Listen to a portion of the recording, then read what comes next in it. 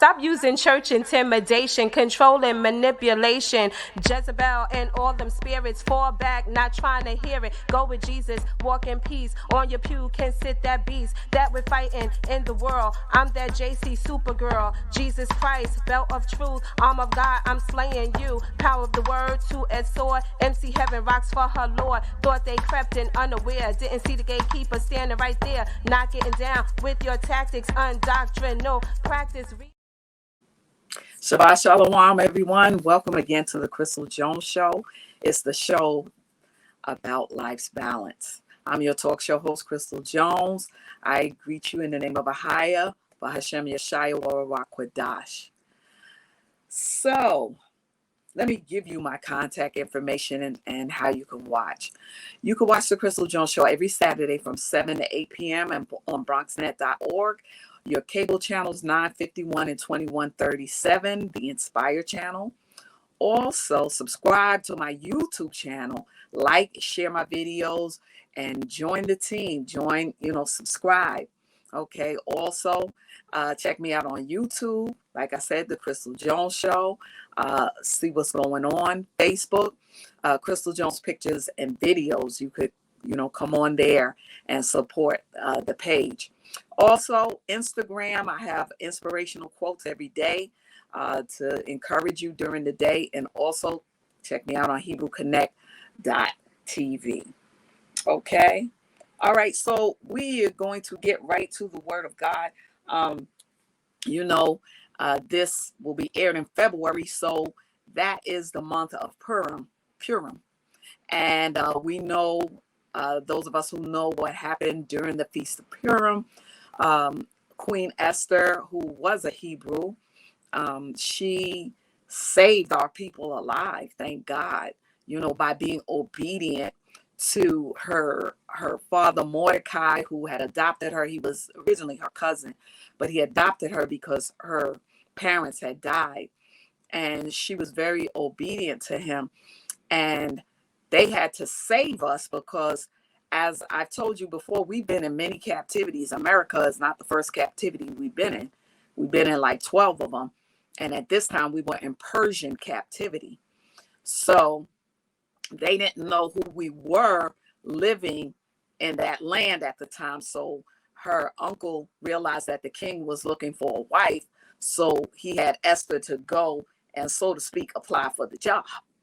So I've been doing a series on sisters, how we have to get back in line with who we're supposed to be as far as the Lord is concerned. Hebrew women in the Bible and today.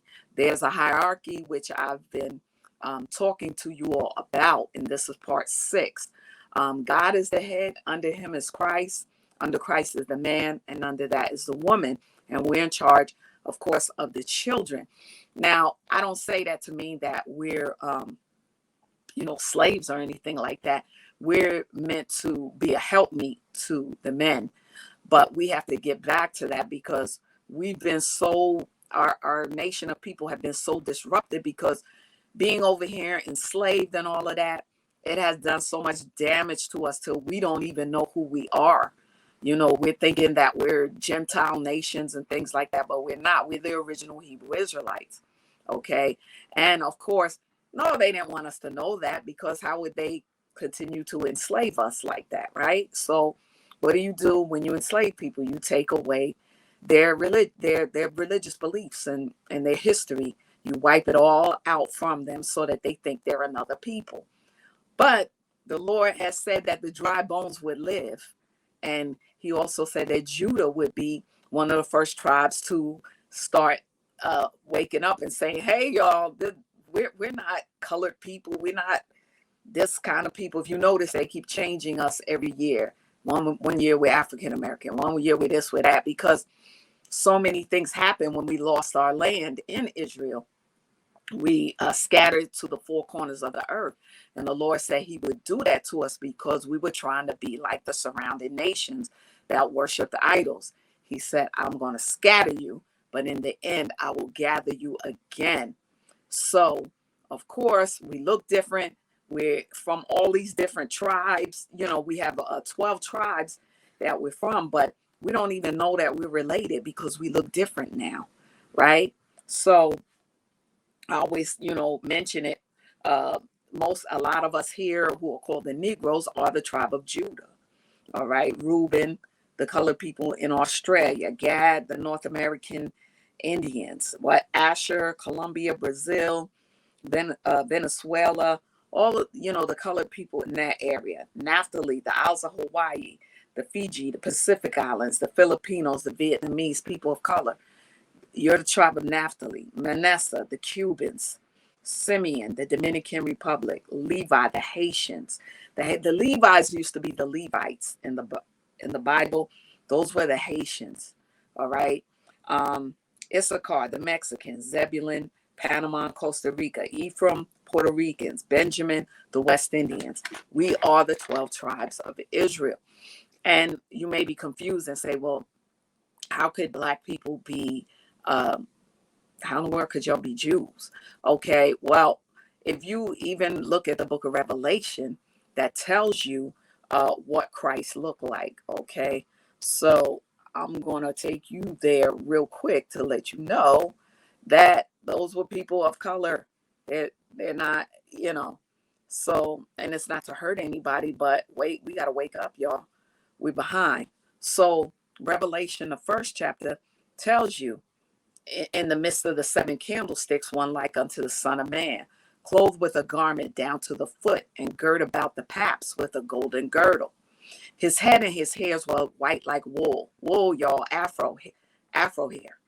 Okay, as white as snow, and his eyes were as a flame of fire, and his feet like unto fine brass, as if they burned in a furnace. That's black. Burnt brass is a very dark complexion, and his voice as the sound of many waters. So Christ he was very dark in complexion. He wasn't, no. So, and then in my previous teachings, I showed you who they had us thinking was Christ, was Cesare Borgia. Okay, Italian family that had Pope, Italian family with popes in it and all of that kind of stuff. Everything was rearranged by, different church, a particular church over in Europe, right? As y'all know, they changed the Sabbath day and everything, right? To confuse us. Okay. So now we got to get back on track, y'all. We got to come back and be that nation of people, Hebrew Israelites. We're not trying to bother anybody or anything like that. But where you get the mixing in of people is that we were in many wars. And each time that our people went off course, they mixed in other nations of people. You know what I'm saying? And those people were from other places and they mixed them in. That's why Christ said to the Samaritan woman, we worship what we know, but you're worshiping what you know not. There's going to come a time where you nor your people will be worshiping on this mountain, right? So you may say, why, Crystal, are you making a big deal about the color? Well, why did you make it a big deal and change the color? Okay, so if you feel that there was something wrong about us saying and claiming who we are, then why did you change what Christ looked like and set up a picture of Cesare Borgia? That doesn't make sense, right? If Christ was black, he was black. And the Bible says he was. Burnt brass is black, right? So we got to stop all of that stuff and just, focus on the fact that we were created for a certain purpose. We were created to judge the fallen angels and bring the people, the nations back to the worship of the Lord. What you see going on here where everything goes and stuff like that, when you read the apocryphal books like the book of Jasher, the book of Enoch, it tells you all of this happened because of the fallen angels. Okay, they taught us all of these different things, makeup, everything, that a lot of different things that we do now was learned from the fallen angels. Okay, so now we got to get back on track because Esau is the end of this world. Remember, there's the two twins that's involved, Esau and Jacob. Okay, Esau eventually became he mixed in, he left his heritage and went in with the European nations. Jacob is still intact. We are the children of Jacob, okay? And Judah is Jacob's son. So we are the original Jews, okay? Now, you may see other people who also, they're from Esau. So they may call this, they were, so to speak, brought into being what we are. You know what I'm saying? But they're not by blood. Okay, they were how could you say? I guess they call it being adopted into, and so they more follow Judaism. That's not what we follow. We follow the Bible. We follow the lost books of the Bible, the ones that were in the King James Version. We follow the books of Enoch, the lost books, those type of things. So now that we're back on track, we know who we are. We have to go back to the Sabbaths, the feasts, and the feast for the month of February is the Feast of Purim, because again we were in a captivity. They were going to kill all of our people, but thank God the Lord blessed. Esther stepped in, and she married a Persian king, and that was what saved us from being wiped out. Okay, so I'm going to read to you from Esther, the second chapter, in the 17th verse. And it says, and the king loved Esther above all the women, and she obtained grace and favor in his sight more than all the virgins, so that he set the royal crown upon her head and made her queen instead of Vashti. Now, remember, this was a Persian king, because we were in Persian captivity, but we were hiding out. You understand what I'm saying?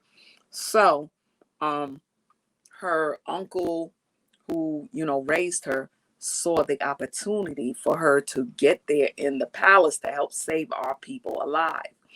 All right, so go back and see the video that I did before this, okay, on Queen Esther. Okay, so this is, again, I'm showing you how we were in those days and how we are today, because we've got to get back to that, because all of these different days that you see being celebrated a lot of time are to set us off from the holy feasts that we're supposed to be in tune with the Lord, because that's when the Lord meets. He's in heaven with the angels, and different things are being set up for us so that we can make it through this day and time, y'all. As many of y'all could see, there is not going to be a rapture in the sense that people had thought, because that was, again, another thing that was taught to the Christian church, to make them think that when this time came, that they didn't have to pay attention or anything because they disappeared. But as you can see, we are in the last days. We are in the times of trouble, and we're not going to be zapped out of here. No, we're going to go through this tribulation until we see Christ. Okay, so a lot of that was made up through Jesuit teaching. If you go and look at the 7 things that they made up and told us, one of them was the rapture deception. Okay, Christ will return, yes. When he comes back, he's coming back for war, to war against this world. You see all this different technology they bringing up, where they could replace us and all of that kind of stuff. That's ungodly. How are you going to replace humans that God made? And all of these other different things that they're trying to bring into practice. They want it to be normal to do things that should not be done with children, if you know what I mean. And there are some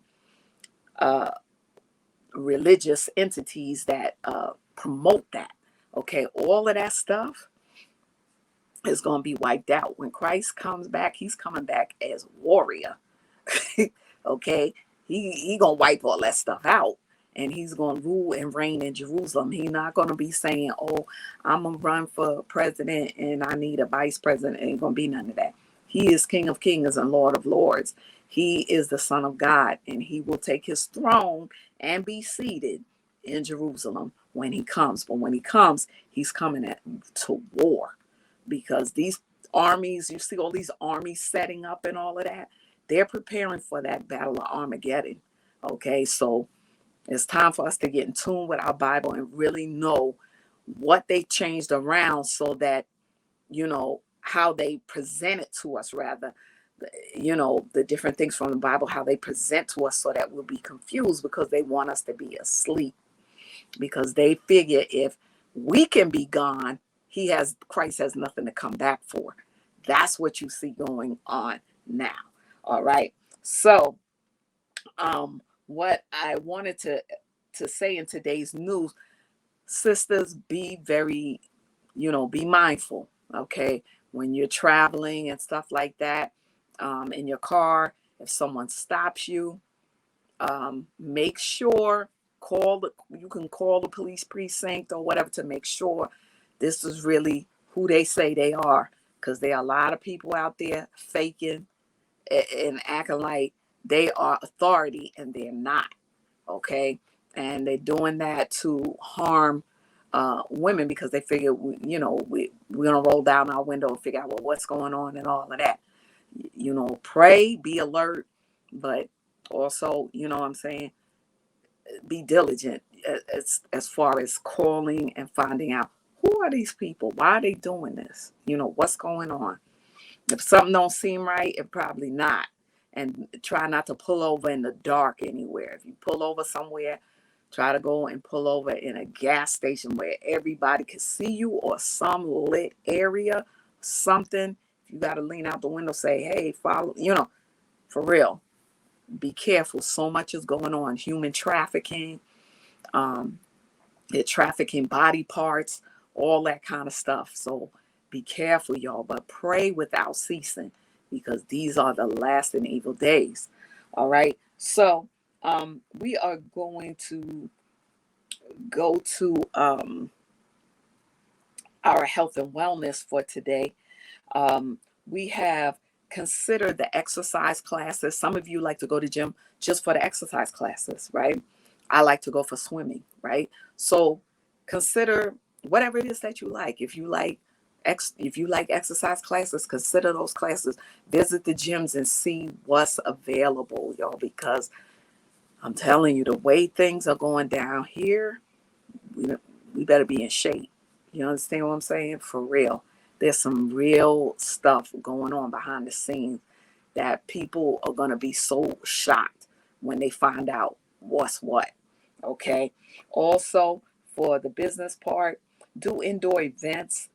For example, discuss exercise classes. You may want to get together with your groups of people, whether at your job, your church, where you live. So, and people may, you be able to share information like, oh yeah, that gym, they specialize in exercise classes and the budget is right and all of that. But please, y'all, get we got to get in shape, and don't forget, your herbs, your teas. Please drink your ginger teas and all of that, because sometimes stuff be sprayed in the air and all that kind of stuff make you sick.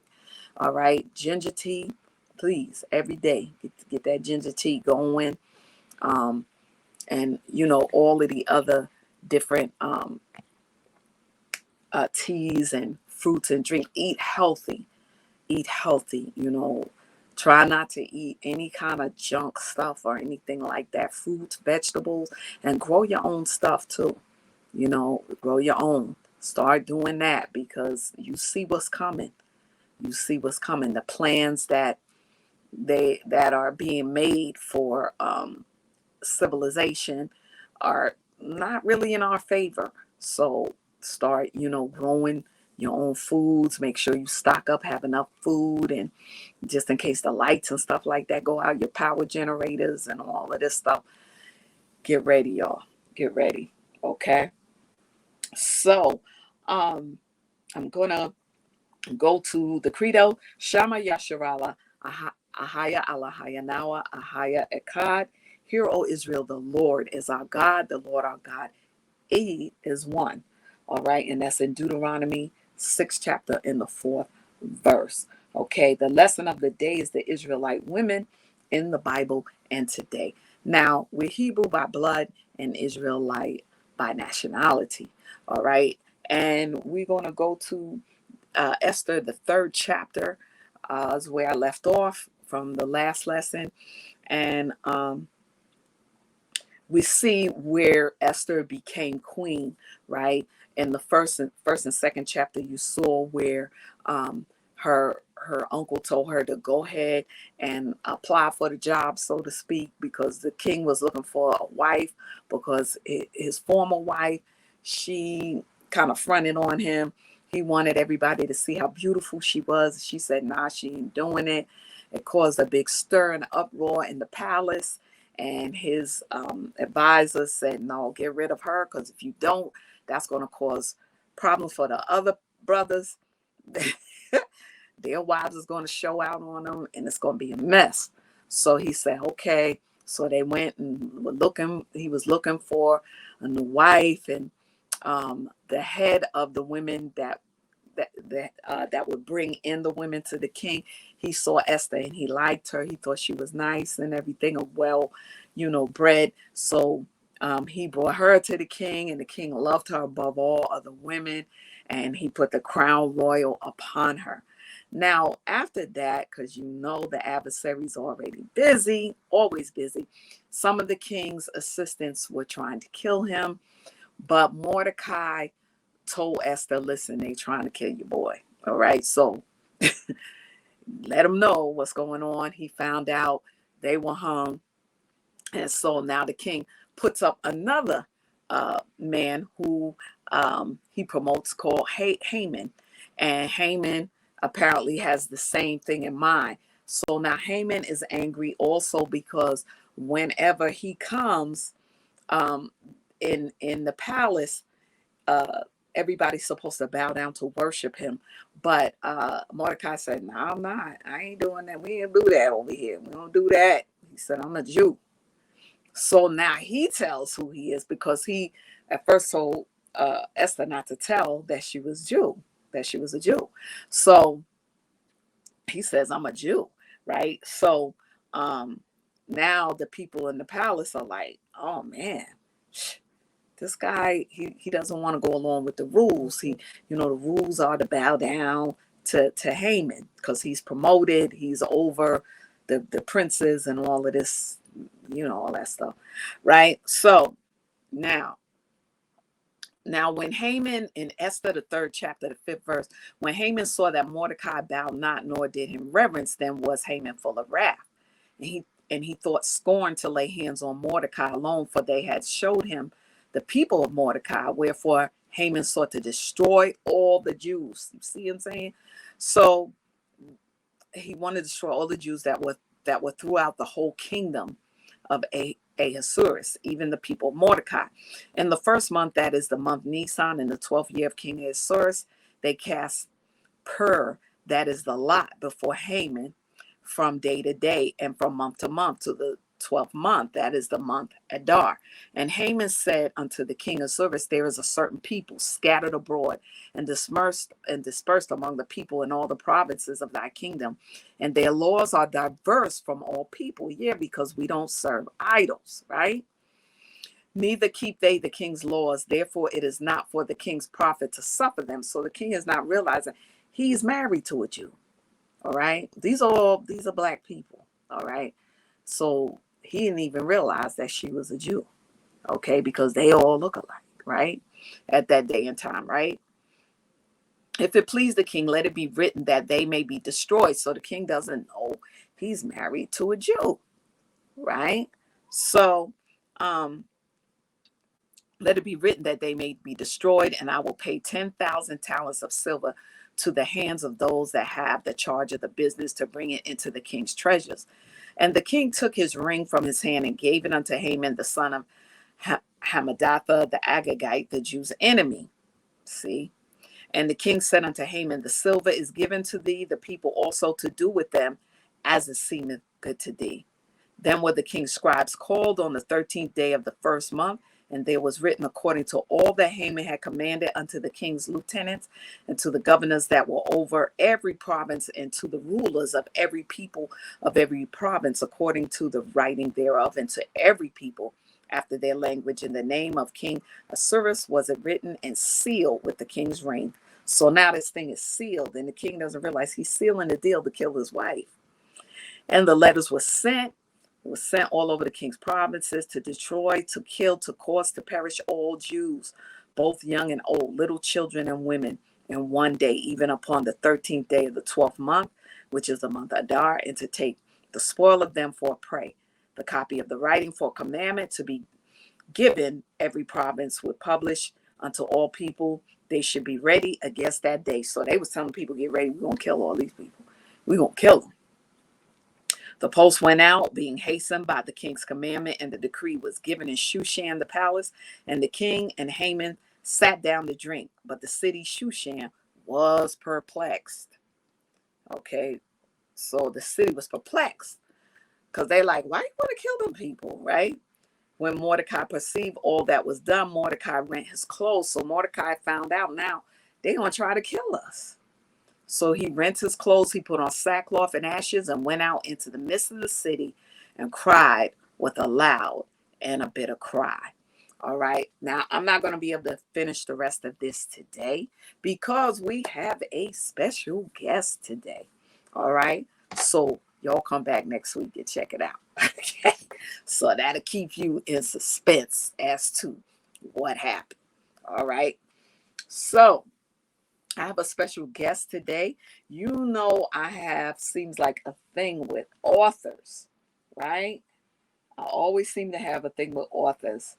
I have a special guest. Her name is Cheyenne Gadsden. She's an author. She does many other things, but she's an author of Dream Big, Young One. Believe it and it will come true. She has a book to encourage our youth to become all that they can be, their God-given gifts and talents. And this needs to start young amongst our people. We need to start immediately recognizing our youth's talents, and when and also getting them to recognize what they're good at, because that's going to be the gift that they could start their businesses and things like that. They won't have to scramble like a lot of us have had to do with jobs and all that kind of stuff. They will be able to work in their own God-given calling. So I introduce to you all at this time, and I bring to the screen Miss Cheyenne Gadsden. Hi, how are you? Hi. All right. How you doing, Cheyenne? I'm good. That's good. It's good to have you on the show. I'm sure you heard me say I have seemed like something with authors. I've had so many authors on. I've had men come on that when I had a whole panel of them at one time. And it was awesome to see Black men who are authors, and they wrote some wonderful books. But today we're celebrating you and your Dream Big Young One series. So tell us a little bit about yourself. For one, I am a author. I'm an educator. I work in a middle school for a charter school. I work as an entrepreneur for myself for Cheyenne's Purpose, LLC. I'm a student for a grad program, organizational leadership from a master's. I am a daughter of Christ and just a human being trying to get the young generation to understand who they are and where they want to go and what they want to be early, so that way they won't have to struggle as much, or just really try to find the group of individuals to help them get where they are. Awesome, awesome, awesome. And so I see that you have a books look like the Dream Big Young One. That's a series, am I right? It's not a series yet. I do Okay. have another book coming out, but it's not a series yet. Okay, but it's a plan for it to be a series. Okay, tell us about that series.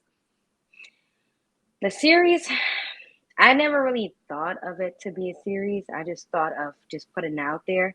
But the editor who edits the book told me she loved it and I should do a series on it. I was like, well, I was kind of thinking to do it, but since you gave me confirmation to go forward with it, then I'm going to do it. Because I already have a second book written as I did with the first book. Okay, and what's the book about? The book is about the boys at this point. I am a sucker for helping out the boys. The boys are, I would want to say, the more vulnerable population, just because when they get lost in the sauce, they completely blank out and don't really know where to go in life. And a lot of the women, we are very strong minded. We are very strong and empowered, and we can pretty much do a lot of the things and handle a lot of roles that once we slip, we still have to do everything else in life. So for the boys, the book is about just empowering them to be who they was called to be in the Lord Jesus Christ, who they was designed to be, and really be their backbone as a mother, a daughter, a partner, whoever we are to that person. Just continue to lift them up and get them where they need to go. That's awesome. The young men do, especially our young men, they definitely need that, promotion. And I'm glad to see that you are, more so focusing on them, because the women, not that our young women don't need help, because they do, but um, the I think a lot of what has to happen with our culture is we have to get our men back in place, so that they understand their role. They understand that they are important. They understand that God has a purpose for them. Um, that they don't have to fall into um, the what we see a lot of our culture falling into, uh, which is sometime, well, not all of them, but some of the rap, you know, game and stuff like that, where they're forced to um, say negative things about the females, about themselves, and to present themselves as these gangsters, these bullies, and that type of thing, so that other people can make money off of them. Because come to find out, it's not really even a lot of times that they necessarily want to do Mm. this, but they're told if they're not doing this, that they are that their records will not be sold. Their whatever it is that they do will not be sold. So it's another thing, just like in slavery, when we were enslaved, um, to how could I say, attack the one that people are like respect, you know, that type of thing, where they would do that to the black men, where they would buck break. That's what I will say. They will buck break them in different ways, so that the black man on the plantation, that was the one that people looked up to and respected or whatever, they would do humiliating things to him, so that all of the other black people will fall in line. So the same thing in the music industry. We've seen it revealed a lot recently too. That's what it's about. It's about keeping our nation of people down, because two nations, as I tell people, two nations cannot rule at the same time. So this is why this happens, because one nation is going to feel like if we start to get the upper hand, we're going to be above them. So this is what happens. I see it over and over again during the week on the news. You get to see what happens in some of these classrooms, when our children are not taught by people who look like us. Sometimes that's a problem, because again, the key is to keep as one nation rules, is that nation is going to try to keep the other nation down. So how do you incorporate what you said about basically your book? You were saying that you wanted the young people to know um, that they have talents and gifts and things like that. How do you know, incorporate that so that they kind of realize that is so? For me, I incorporate that in mentorship. So I've been a mentor for 5 years, and I enjoy it. I enjoy helping people find what they want to do in life, where they want to go in life. And now I realize that it's not about finding what you are good at. It's about utilizing what you are already good at now and utilizing your resources now to really mold yourself and what you want to do. So just helping people get there and just like seeing them grow, it makes me happy. Seeing myself grow while helping them grow, it makes me happy just because we're all, learning and growing from each other instead of me just teaching you. We are teaching each other along the journey of similar paths. Okay. Have you ever, do you do, like workshops with the youth, to get them more involved? Is that something that you've done, or are you thinking of, doing that in the future to have like, being you yourself, you're an author, maybe an author's workshop, or just a gifts and talents workshop, so that the young men can realize that, hey, that's not just a hobby. Okay, I am good at that. I'm good at writing, or I'm good at whatever other things they may be good at. um have you thought of that, or is that something that you do now? I've thought of that just because I work in DOE. So I've worked with middle school, high school, and working with high schools is like the best just because you get best of both worlds. You work with the boys and you work with the girls. For me, I always told myself that if I wanted to do something with the boys, I would want it to be a male role, just because as a female, we are here to help you find yourself, but you need a male figure to really get the understanding of a life from the male's perspective. And that's just me of seeing like just who what I see growing up and what I've saw and the individuals that came into my life of what I see in the black community. I just express that in the book, and I hope it touch other people just because we all can relate, whether we are male or female, and we just need that extra boost, the extra care of love, and the extra support. Okay, so that I definitely understand that, because when I've been asked by either pastors or people in communities to help start something for teenage boys, that's been the same thing that I had to tell them. So I'm glad that somebody else understands that. I've had to really look them in the face and say, listen, I could come and encourage, but I can't teach them to be men.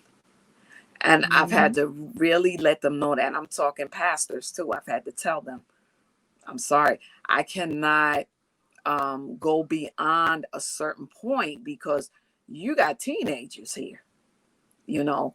And when you have teenagers, those are young men. They're looking to become men. They're young men, so they need a man to take them from this point, you know. So whether it's been in a church or in, like I said, in neighborhoods, things like that. Sometimes people, I guess, kind of feel like um, they see the different things that I do, workshops and stuff like that. So they feel like I can help. I can help you design something, but I need for the men to come and teach. I need them to be the ones to be at the forefront, and teach these young men how to be men in the process, because a lot of them don't, their fathers maybe not around or whatever. So the ones that, when you see, sometimes what I see now, I see a lot of men starting to have more to do with their sons, but those are younger boys. Hmm. So I think what they're going to have to do is go around and tell them, listen, I know you have children of your own, but can you spare some time as a man to help teach these young men that don't have fathers? Because they need that male perspective, in their life, especially as teenagers, And I remember I had to tell a pastor that, because I used to deal with youth I remember one time on a Friday night, a local church had me doing things for their youth, but I could see where, the young boys that would come in, that were teen,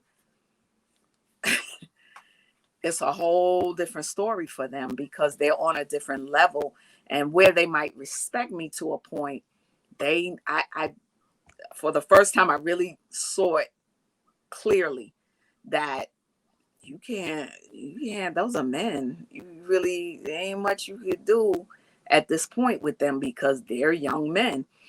So I'm glad to hear though that we're on the same page with that's something you agree with, because I think as women we're gonna have to step up to the plate and let the other men know that too, that we can no longer you know be in the place of men. We have to step back and do our part. I mean, we can encourage from the sideline, but no, these men have to be taught by men. So what are some of the other things that you're involved in as well?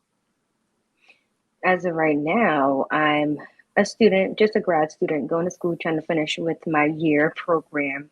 I'm just in the waiting period of God, just because I had surgery recently. So I'm just in a stagnant or standstill at the moment.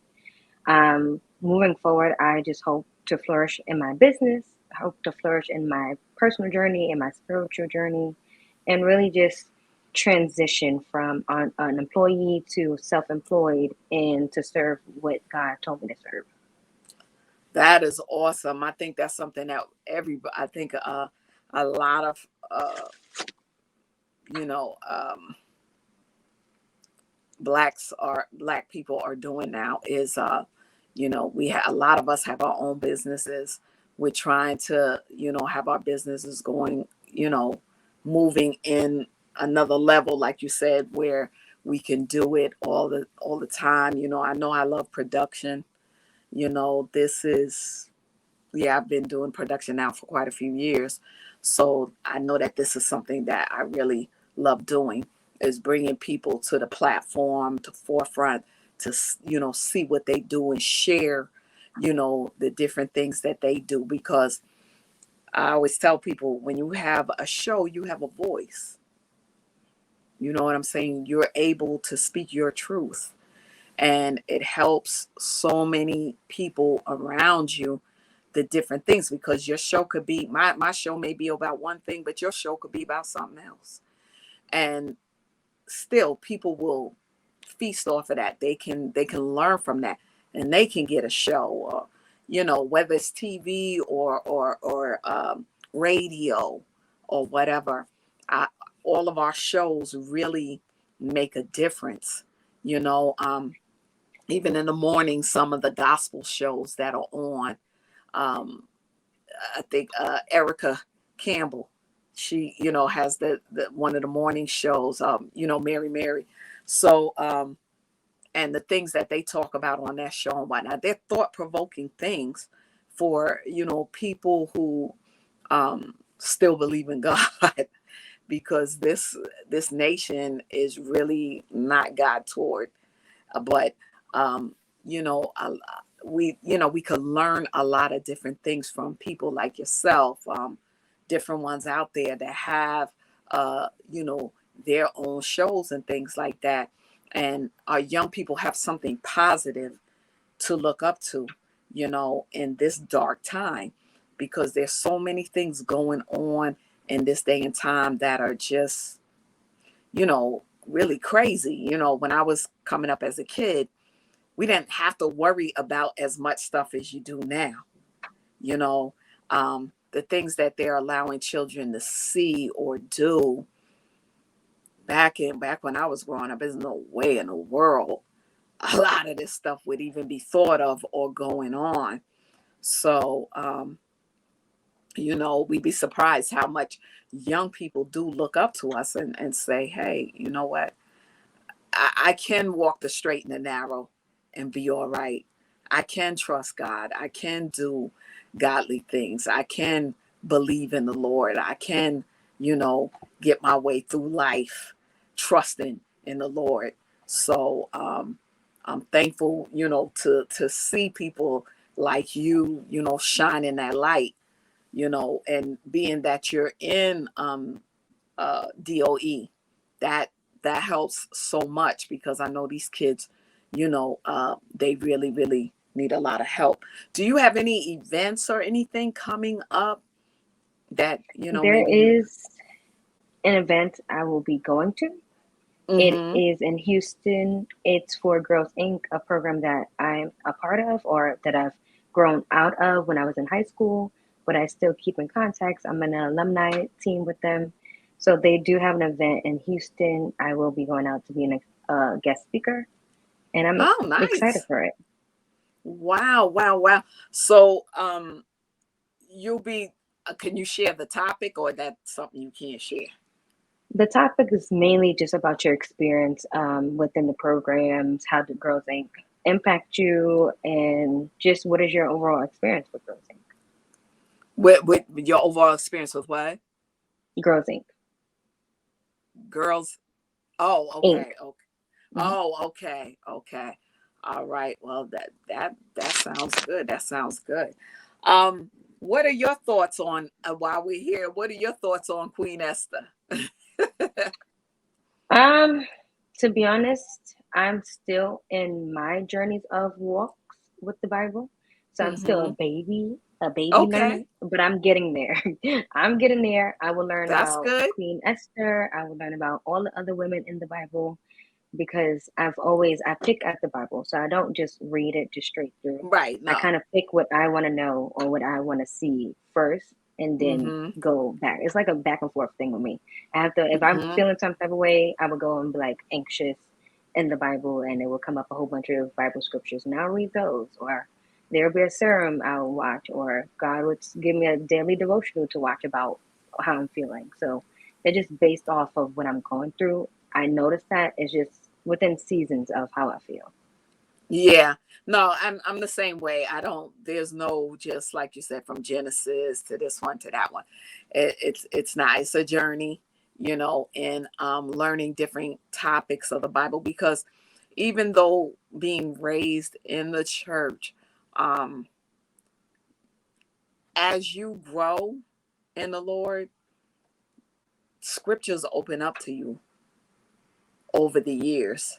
What I read as a 9-year old, now I understand the interpretation of those scriptures. You know what I'm saying? As opposed to, just saying, our Father which art in heaven, hallowed be, just saying the words, but to understand and understand the characters in the Bible, that they're not flawless. They're people like you and I. They make they've made mistakes, and learn from them. And even in reading their story, I get messages out of that, that in spite of what they went through, they kept going, you know. Um, everybody has rough path, rough little passages in their life, whatever it is, because it has to come to make you strong. You know what I'm saying? You have trials and things like that that will come to make you strong. And you you will not be in the same place that you were 2 years ago that you are today. You know, and each time certain passages, I get a different thing out of it. Depends on what I'm going through. It's like, wow, you know, I never saw that before in the scripture. I read it before, but now that I'm going through this, okay, I see this here, something that I need to focus in on or work on for myself, or things that I can, help others with, you know, um, as far as, because a lot of people, because sometimes people may come to us and ask us questions about, what you believe in, what your faith and whatnot, because sometimes people are just searching for what's true and what's not true. So, you know, um, like you said, reading different scriptures and things like that, because I wasn't aware of years ago how the Bible was put together and what books were in it when it first was published that are no longer in it today. And then to go and find out, like, why aren't those books in there? But when you go and you read those books, the apocryphal books, you find out, oh, no wonder, because that's what's going on today. You know, or that's what they were hiding from us, is that this happened, and that's why we're seeing this today. So it makes sense that certain books would have been hidden from us until, you know, today. And to know that, like the Bible says, there's nothing new under the sun. And it's so true. It's the same mess that was going on back then, just a different day, a different time. They might have wore different clothing than we wore, but it's the same nonsense that went on back then. When you read through those apocryphal books, that is going on now. It's like, okay, wow, that's the same thing. That they were doing that, you know, and just getting to know that they're just other characters, you know, that were involved. Okay. And also just the comfort too of knowing that we are the people of the book. That I didn't know.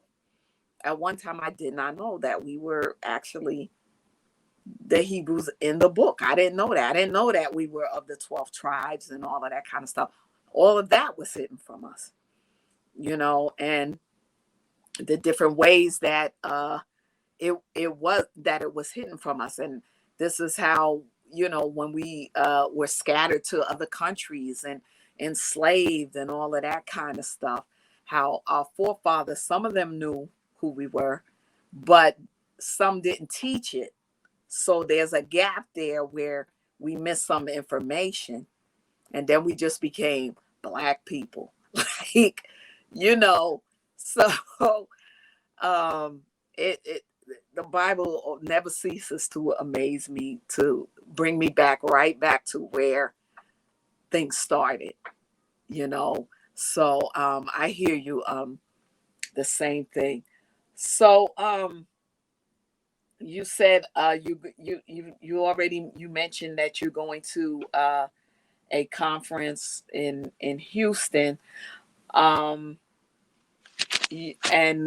you're thinking about possibly eventually having workshops here for youth, or sponsoring workshops, you know, because I know you deal mostly with young men, but I deal with both.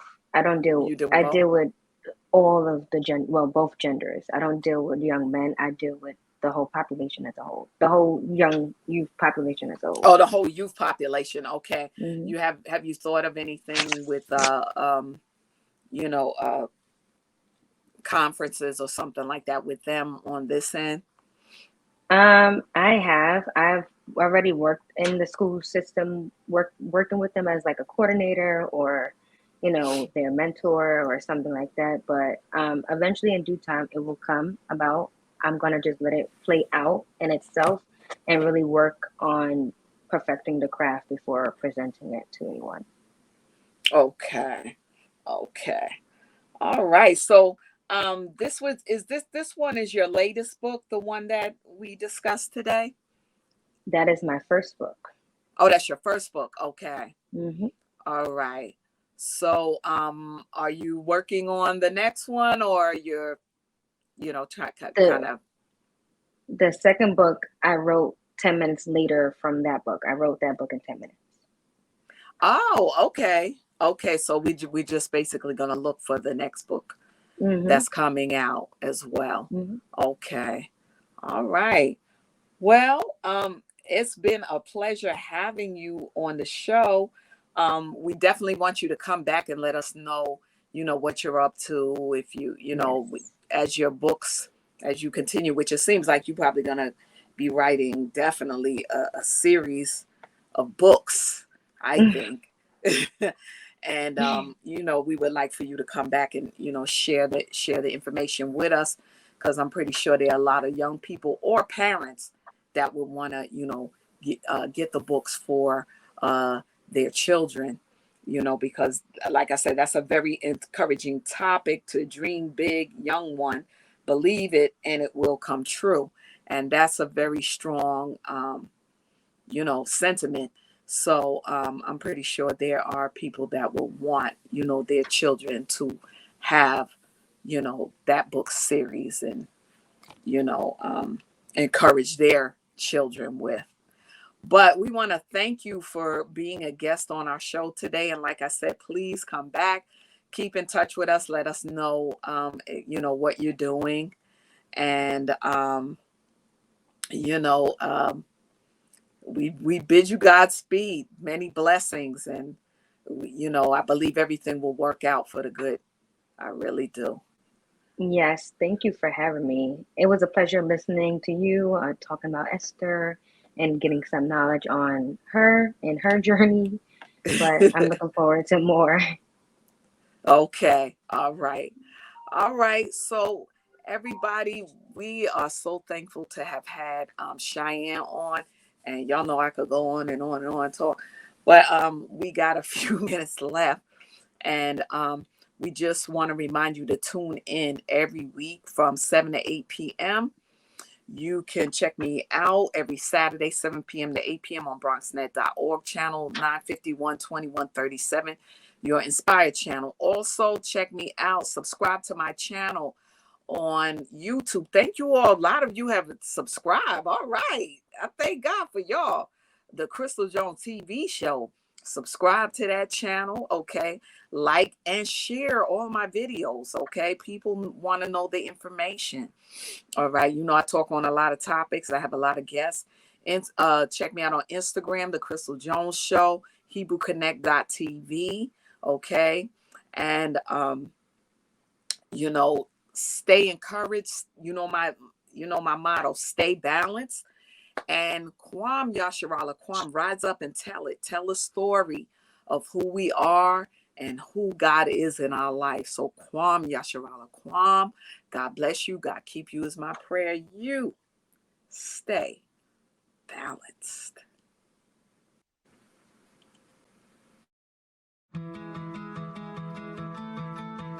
There was a time in my life where I was extremely homesick. I decided that I needed a pet. When I first saw a turtle, my heart was full. He jumped up and kissed me and jumped right into my arms. I immediately went up to the volunteers at the shelter and said, I want him.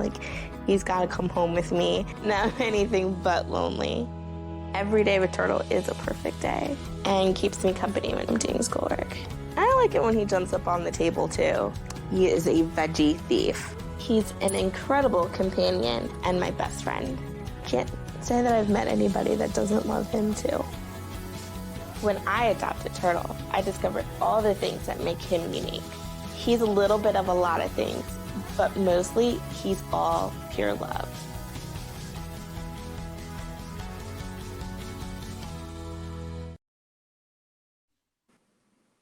Stop using church intimidation, control and manipulation. Jezebel and all them spirits fall back, not trying to hear it. Go with Jesus, walk in peace. On your pew can sit that beast that we're fighting in the world. I'm that JC Supergirl, Jesus Christ, belt of truth, arm of God, I'm slaying you. Power of the word, two-edged sword. MC Heaven rocks for her Lord. Thought they crept in unaware, didn't see the gatekeeper standing right there. Not getting down with your tactics, undoctrinal practice.